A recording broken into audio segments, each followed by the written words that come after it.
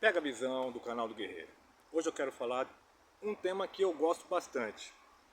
E o meu coração está cheio nesses dias. Nós estamos ali debaixo do janeiro profético, sendo alimentado com a poderosa palavra de Deus. Ontem o pastor Eliseu Rodrigues nos ministrou sobre a bondade de Deus, o amor de Deus para conosco. Foi tremendo, uma palavra maravilhosa. E todos os dias eu acordo muito grato por poder estar aqui compartilhando um período.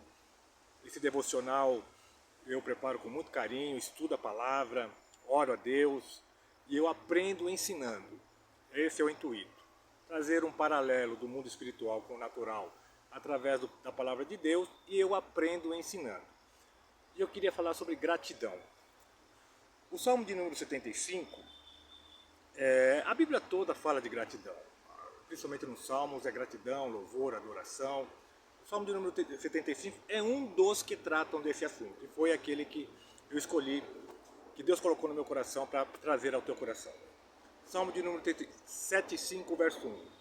Damos-te graça, ó Deus, damos-te graças, pois o teu nome está perto. Os que invocam o teu nome anunciam as tuas maravilhas. Quando chegar o tempo determinado, julgarei retamente. Dissolve-se a terra e todos os seus moradores, mas eu lhe fortaleci as colunas. Digo eu aos arrogantes, não sejais arrogantes, e aos ímpios, não levanteis a fronte, não levanteis ao alto a vossa fronte, nem faleis com arrogância, porque nem do oriente, nem do ocidente, nem do deserto vem a exaltação. Mas Deus é o que julga, a um abate e a outro exalta. Eu quero ler até aqui, que continua lendo depois, é um pouco pesado. O tratamento que Deus dá às pessoas que são ingratas. Ingratas não, que não reconhecem tudo aquilo que Deus faz. Eu vou tratar sobre o que é gratidão, o que é ingratidão. Então meu coração está cheio da gratidão de Deus. Minha família, amigos e até inimigos. Pois todos têm contribuído no processo que eu tenho passado de peregrinação aqui nessa terra. Gratidão na Bíblia, gratidão na Bíblia, é a qualidade de reconhecer e valorizar as dádivas recebidas. A vida, a saúde, a família, os talentos, as capacidades, os amigos, a fé, enfim, tudo que temos e somos nos foi dado. Tudo que você é foi dado por Deus. Tudo que nós temos hoje, tá vendo tudo isso aqui? Foi preparado antes de Deus nos colocar aqui, né? A palavra de Deus incentiva-nos sempre a ser agradecidos ao Senhor. Temos que ser agradecidos ao Senhor. E nessa manhã eu expresso minha gratidão a Deus por ter levantado, acordei hoje, respirei, estou vivo. Mais uma oportunidade de poder falar do amor de Cristo ao teu coração, aproveitar com a minha família, comer das delícias dessa terra, conhecer lugares fantásticos, receber ministrações. Não é para aliviar o meu ego que eu vou à casa de Deus, eu vou para adorar. E em gratidão a essa adoração, Ele fala comigo através da palavra de Deus. Tenho comunhão com os meus irmãos, adoramos junto a um Deus maravilhoso, né? Que tem nos abençoado, não quer dizer que é tudo maravilha. Tenho problemas, tereis aflições, Jesus me avisou. Vai ter aflição, no mundo tereis aflições, mas tem de bom ânimo, Ele venceu o mundo por nós. Isso aqui é passageiro, né? E Deus nos concedeu, sabe o que é uma das coisas que eu mais gosto? É a oportunidade de estar aprendendo cada vez mais quem Deus é. Ele nos concedeu um coração, né? Quando a gente fala de coração, você pensa aqui, mas coração na Bíblia é a mente, né? E é ensinável, né? E com o poder da transformação, já expressada nos primeiros capítulos da Bíblia. Você tem um coração, uma mente ensinável, que pode estar um caos, mas no primeiro versículo da Bíblia, Deus já deu a letra do que Ele pode fazer na minha vida e na tua vida. Olha o que está escrito em Gênesis, capítulo 1, versículo 1 ao 4. No princípio criou Deus os céus e a terra era sem forma e vazia, e havia trevas sobre a face do abismo, mas o Espírito de Deus pairava sobre a face das águas. Disse Deus, haja luz, e houve luz. Viu Deus que a luz era boa, e fez separação entre a luz e as trevas.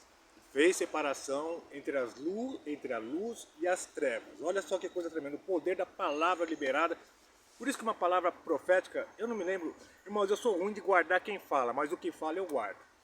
Um dos ministros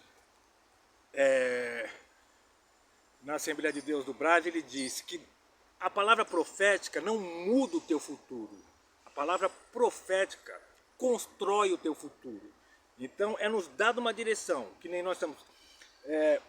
Deus fará coisas maiores através das nossas vidas. Então, você tem que caminhar para coisas maiores. Se você caminhar para coisas menores, você vai fazer coisas menores. Se você caminhar, então, profeta, tanto é que aqui, ó, os dedos, eles representam, os 5 dedos representam os 5 ministérios, né?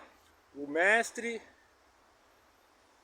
deixa eu tentar me lembrar, o apóstolo, o profeta, o evangelista, o pastor e o mestre, né?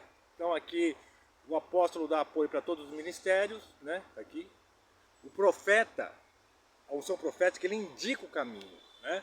O evangelista é o que vai mais longe e o pastor e o mestre, você vê que bonitinho, o mestre é o menorzinho, né? Legal, né? Vamos lá, só um detalhe.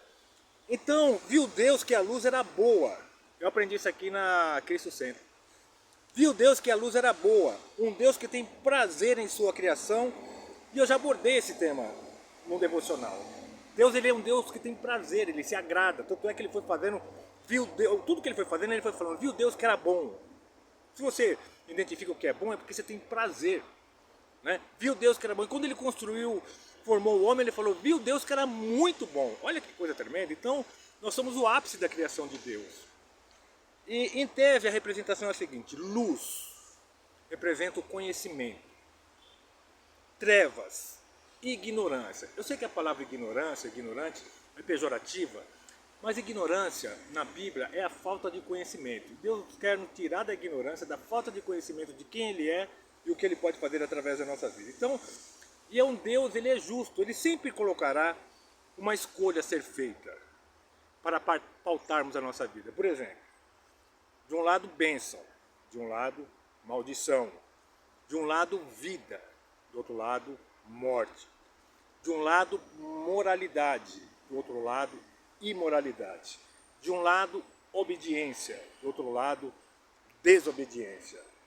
Então, enfim, sempre teremos opções, pois Deus não nos criou como marionete. Ele fala, escolha a bênção, escolha a vida, escolha a moralidade, escolha a honestidade, escolha a obediência, porque tudo aquilo que é contrário aos princípios de Deus, você quebra a promessa. Quebrou o princípio, não vive as promessas de Deus. Então, dentro do tema escolhido, eu queria compartilhar algo interessante, né? Tendo um coração ensinável, que aprendemos, irá fazer parte e contribuir para a nossa formação. Tudo que nós aprendemos vai contribuindo para a nossa formação. E algo interessante aconteceu comigo. Quando eu morava em Santana de Parnaíba, eu trabalhava com equipamentos de fundação. E eu falava muito com engenheiros. Então a gente negociava muito com engenheiros. Trabalhava junto com Paulo Guayumi, hoje proprietário da Fúria Flex. E os nossos compradores eram gerentes. Então eu estudei hidráulica e pneumática, estudei mecânica. E um dos cursos que eu fiz foi interpretação de desenho. Inclusive, na época, quem estudou comigo, eu não sei se ele fez esse mesmo curso, ou se foi hidráulica e pneumática, foi o esposo da missionária Sara, de Santana de Parnaíba. Ele trabalhava na Sabesp, eu trabalho até hoje, não sei, e nós estudamos junto. Eu não sei se foi esse curso ou se foi hidráulica e pneumática que nós fizemos junto. Mas o que eu queria dizer? Então, na interpretação de desenho, a gente pega uma peça e vê vários ângulos dela para poder desenhar ela, né? Você vai desenhar, você pega assim, e você vai fazer o desenho dela. Mas esse curso ele deu um insight para mim, para as outras áreas da minha vida. O que aconteceu? Despertou em mim, em circunstâncias, olhar por mais ângulos as situações. Por exemplo, principalmente a gente que é ministro do Evangelho, tem situações que as pessoas chegam para falar alguma coisa para nós, você não pode só olhar o lado dela, você tem que olhar o lado da outra pessoa também para você chegar a uma conclusão. Né? E geralmente se tem surpresas. Às vezes a pessoa vem falando que o problema é a outra, quando você começa a desenhar o quadro, ai, mas não é o caso desse assunto hoje.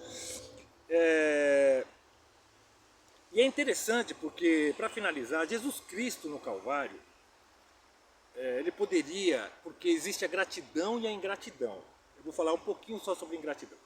Jesus Cristo, quando ele estava na cruz do Calvário, ele poderia, com tudo aquilo que estava acontecendo, nos últimos fôlegos dele, ele poderia gritar: ingratos! Né? Imagina ele crucificado, aquele povo que ele morreu por eles, morreu até o bandido na cruz ao lado, morreu por um, outro foi ingrato.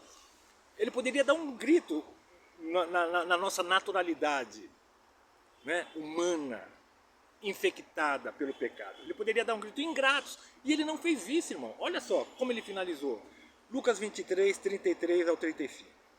Quando chegaram ao lugar chamado Caveira, ali o crucificaram, a ele e a também os malfeitores, um à direita e outro à esquerda. Você vê que interessante que até aqui deu duas opções, né? Bênção, maldição, morte e vida.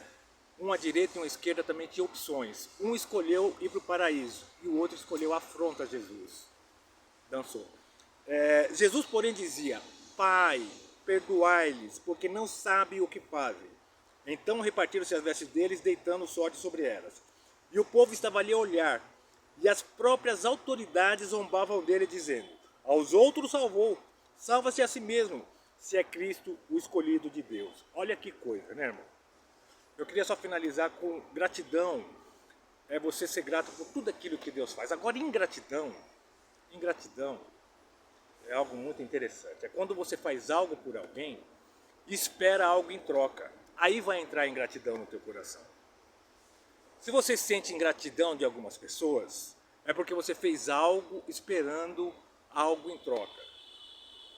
Jesus, quando morreu na cruz do Calvário, ele não esperava nada em troca de nós. Apenas reconhecer quem ele era. E que ele estava cumprindo o propósito determinado por Deus para a vida dele. Pagar o salário do pecado para que nós pudéssemos ser livres. Cuidado, né? Se você tem gratidão por pessoas, houve uma falha da tua parte também, porque você esperava algo em troca. Quantas pessoas que a gente ajuda nem sabendo quem é? Às vezes a gente sabe quem é e não pode esperar nada em troca. Para você não entrar na ingratidão. Seja grato por estar assistindo esse devocional, por poder trabalhar, por respirar, por poder se levantar, fazer seus afazeres, até pelas dificuldades que Deus coloca sobre as nossas vidas, porque através dela nós crescemos. Nós nunca teremos vitória se não houver uma batalha. A vitória vem diante de batalhas. E eu tenho uma notícia para te dar. Você é mais que vencedor em Cristo Jesus, porque a batalha da vida contra a morte foi vencida. E ele entregou para nós essa vitória. Pega a visão do canal do Guerreiro. Se morar em São Paulo, irmão, se você mora em São Paulo, vai para o Janeiro Profético e chega cedo, porque está uma bênção. Até o dia 12 de janeiro estaremos ali adorando, louvando, engrandecendo e agradecidos antecipadamente por tudo aquilo que Deus vai fazer nesse ano de 2025. Pega a visão do canal do Guerreiro.